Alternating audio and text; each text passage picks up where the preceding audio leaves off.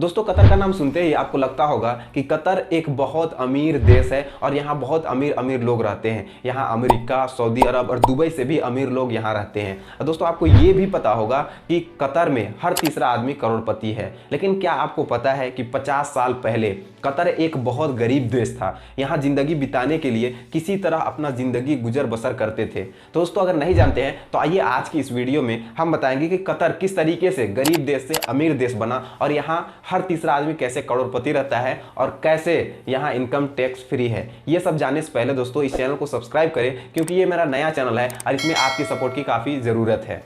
दोस्तों कतर के बारे में आपको इतना तो पता ही होगा कि कतर में बहुत कम गरीब लोग हैं और यहाँ जो बेरोजगारी का परसेंट है वो 1% से भी कम है। लेकिन दोस्तों अगर कुछ दिन पहले की बात करें, यानी 50 साल 40 साल पीछे चले जाए, तो कतर का स्थिति बहुत ही खराब था। ये पहले तुर्की का गुलाम था, उसके बाद कुछ दिन बाद फिर ब्रिटेन का गुलाम बना और ब्रिटेन का गुलाम वो 1971 के बाद वहाँ से आज़ादी मिली। और आज़ादी मिलने के बाद भी दोस्तों कतर जो है वो अपना आर्थिक स्थिति नहीं सुधार सका। वो अपनी आर्थिक स्थिति और इकोनॉमिकल सुधारने के लिए बहुत ज़्यादा प्रयास किया, लेकिन इसका स्थिति बहुत ही खराब था। लेकिन दोस्तों कतर अभी जो है बहुत अमीर देश बन चुका है। यहाँ आप देख रहे हैं कि फिलहाल जो है यहाँ फीफा वर्ल्ड कप हो रहा है और आपको ये भी पता है कि यहाँ हर तीसरा आदमी करोड़पति है। तो दोस्तों कैसे ये अपना इतना ज़्यादा इंप्रूवमेंट किया और किस तरीके से ये गरीबी से आज अमीर देश बना है, चलिए उसको समझते हैं। दोस्तों कतर के बारे में इतना तो आपको पता चल ही गया कि यहाँ अमेरिका और दुबई और सऊदी अरब से भी अमीर लोग रहते हैं।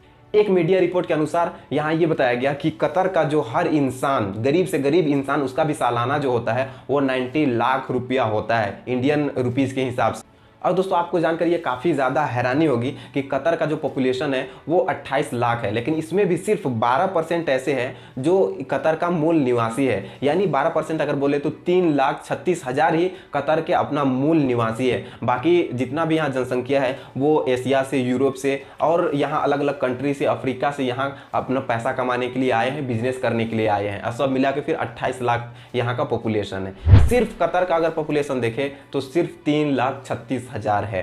यहाँ इसलिए इतना ज़्यादा बिजनेस करने के लिए आते हैं और इतना ज़्यादा शौक रखते हैं क्योंकि दोस्तों यहाँ इनकम टैक्स नहीं दिया जाता है। और दोस्तों इनकम टैक्स ना लेने का कारण ये भी है कि कतर जो है, कतर नेचुरल गैस का बहुत बड़ा एक्सपोर्टर है। ये नेचुरल गैस को बेच के बहुत सारा पैसा कमाया और जब पैसा कमाया तो ये जितना भी यहाँ इसका जो पॉपुलेशन था उन लोगों तक पहुँचा दिया। यहाँ बिजली फ्री कर दिया, पानी फ्री कर दिया और जितने भी लोग हैं कतर का जो मूल निवासी है उनके लिए सारा कुछ फ्री कर दिया। यानी उनको इनकम टैक्स नहीं देना पड़ता, क्योंकि दोस्तों यहाँ जो है नेचुरल गैस बहुत ज़्यादा निकला और तेल भी बहुत ज़्यादा निकला। यही कारण है दोस्तों कि यहाँ इनकम टैक्स नहीं लिया जाता। तो दोस्तों कतर के बारे में इतना तो जान ही गए होंगे कि यहाँ किस लिए इनकम टैक्स फ्री है और यहाँ किस तरीके से हर आदमी करोड़पति है। अब दोस्तों मेन टॉपिक में आते हैं कि कतर किस तरीके से एक गरीब देश से एक अमीर देश बना है, उसको समझते हैं। तो दोस्तों अगर 50 साल पीछे चले जाए तो कतर इस तरीके से नहीं था। वो बहुत ज़्यादा गरीब था। यहाँ रेत के अलावा और कुछ नहीं था, सिर्फ रेत ही रेत था। और यहाँ एक काम होता था, समुद्र से मोतियाँ निकलती थी। यानी ये होता है एक जानवर से निकलने वाला कठोर पदार्थ होता है, यानी जो मोतियाँ होती हैं मूंगा बनाने का काम होता था यहाँ सिर्फ। और इसका इकोनॉमिकल बहुत खराब।